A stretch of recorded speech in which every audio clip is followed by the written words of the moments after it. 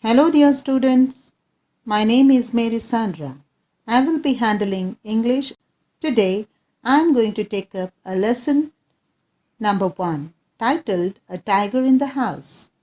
This story helps us to learn that animals respond to love and other human emotions, and keeping them as pets help us love and understand them better.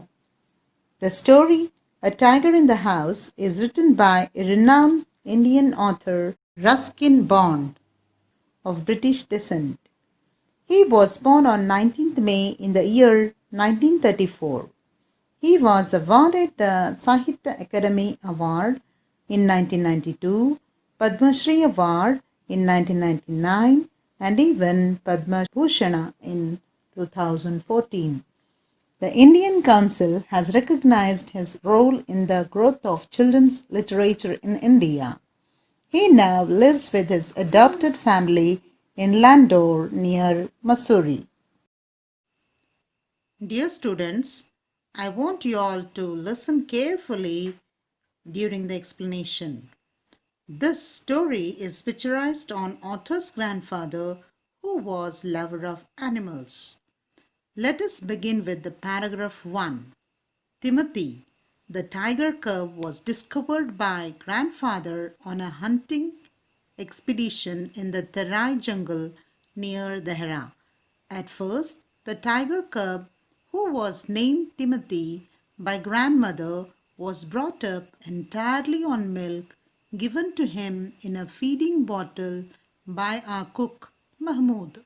But the milk proved too rich for him and he was put on a diet of raw mutton and cod liver oil, to be followed later by a more tempting diet of pigeons and rabbits. Students, let me explain to you from paragraph 1. One day, when grandfather went on a hunting expedition, he discovered the tiger cub, which was about 18 inches long. He picked him and brought him home. When grandmother looked at the tiger cub, she felt very happy. At first, she took him in her arms and named him Timothy. Initially, Timothy was fed with milk by their cook Mahmoud, and after some days, the diet of the Timothy was shifted to raw mutton, cod liver oil, and then later very tempting, that is, attractive food was given to him, such as pigeons and rabbits. Let us go to the paragraph number 2. Timothy was provided with two companions, Toto the monkey, who was bold enough to pull the young tiger by the tail and then climb up the curtains if Timothy lost his temper, and a small mongrel puppy found on the road by grandfather. Let me explain to you. Students, as grandfather was very much fond of pets, he brought two companions for Timothy to play with him. One was Toto the monkey and the other was small mongrel puppy. Mongrels are mixed breed dogs. Toto, the monkey, was too bold. It would always pull the tail of Timothy, irritating him now and then. Timothy would tolerate Toto only for some times. However, when it loses its patience, Toto the monkey would immediately climb up the curtains. Let us read paragraph number 3. At first, Timothy appeared to be quite afraid of the puppy and darted back with a spring if it came too near.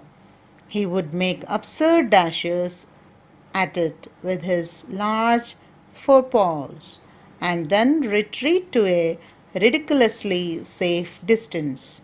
Finally, he allowed the puppy to crawl on his back and rest there. Let me explain to you. There is a little twist in the behavior of Timothy with Puppy. Initially, Timothy was afraid of Puppy. He did not allow Puppy to play with him. Whenever Puppy approached Timothy with absurd dashes, that is, funny dashes, to protect itself, Timothy would dart back, move back quickly to a safer distance by drawing himself with his large forepaws, that is, four-footed legs. Finally, Timothy allowed the puppy to play with him lying on his back. Let us read paragraph number 4.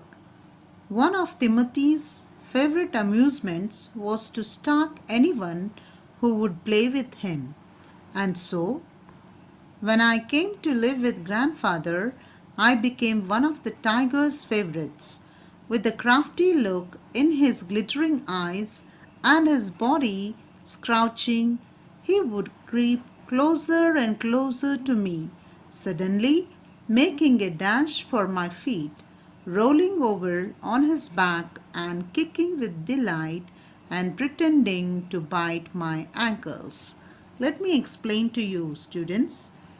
After some days, it so happened, the writer of the story, Ruskin Bond, came to live with his grandfather. Writer was so excited to see Tiger, the wild animal, as a pet at home. Slowly, slowly, with his glittering eyes, Timothy the tiger cub would come closer, crouching. That means bending his knees and bringing his upper body forward towards the author. Even he would make funny dashes for his rolling over his back, kicking him, and also pretending as if he is biting his ankles. Timothy's favorite amusement, that is, his enjoyment, was to stalk. Stalk means follow quietly as if hunting, while he was playing with author. This made the author one of the tiger's favorites. Let us read paragraph 5. He was by this time the size of a full grown retriever, and when I took him out for walks, people on the road would give us a wide berth. When he pulled hard on his chain, I had difficulty in keeping up with him. His favorite place in the house was the drawing room, and he would make himself comfortable on the long sofa, reclining there with great dignity and snarling at anybody who tried to get him off. Let me explain to you. Now, Timothy was almost appearing like a full grown retriever, middle aged hunting dog. Every day, when Arthur took Timothy for a morning walk, people would get frightened and gave wide berth. Berth means moving away to a safer place. It would be difficult for Arthur to handle Timothy's chain as he would pull so hard. Timothy would feel comfortable on a long sofa which was in a drawing room. If anyone tries to chase him off the sofa, he would snarl, means showing his teeth and making deep noise. Let me read from paragraph 6. Timothy had clean habits and would scrub his face with his paws exactly like a cat.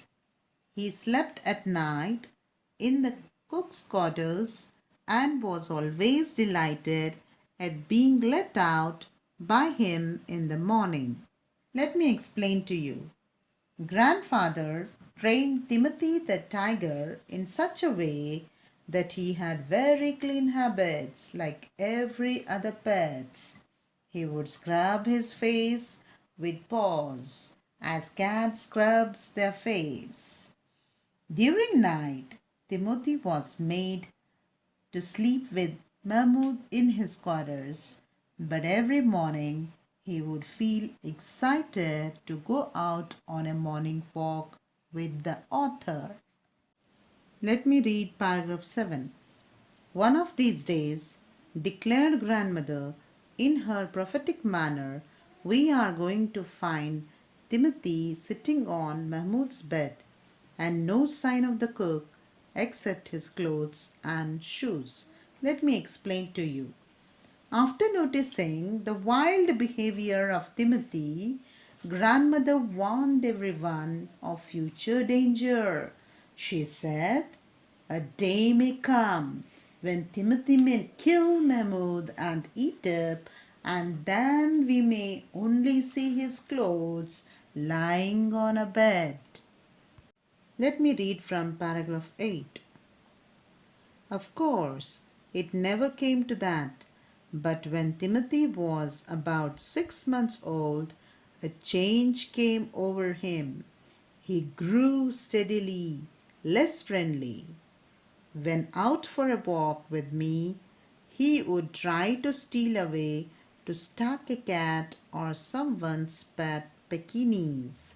Sometimes at night we would hear Frenchie's cackling from the poultry house, and in the morning there would be feathers lying all over the veranda. Timothy had to be chained up more often, and finally, when he began to stalk Mahmud about the house with what looked like villainous intent, grandfather decided it was time to transfer him to a zoo. Let me explain to you. It had never happened, as grandmother told. By the time Timothy was about 6 months old, he was not so friendly as he was before. He was appeared to be more dangerous and harmful. When he was taken for a walk by an author, he tried to steal a cat's or pet Pekingese.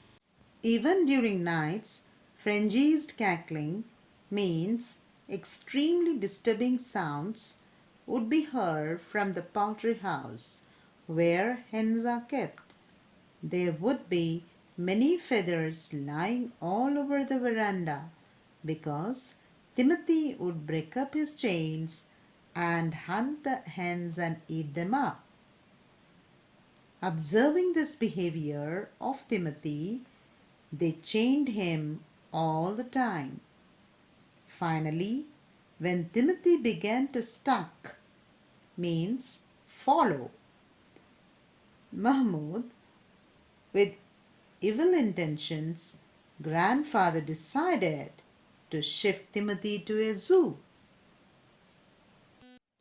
Finally, when Timothy began to stalk Mahmud with evil intentions, grandfather decided to shift Timothy to a zoo.